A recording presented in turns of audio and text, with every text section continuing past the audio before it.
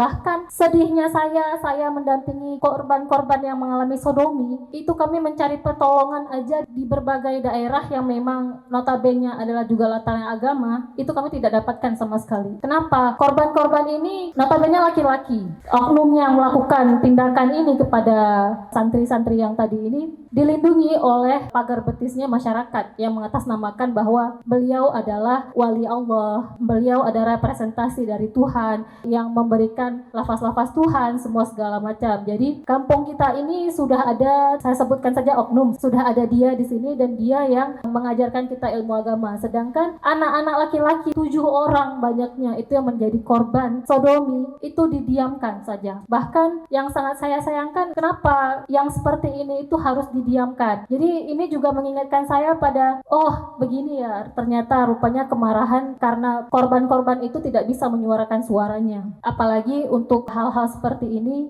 itu sangat sensitif dan jarang ada yang mau membicarakannya.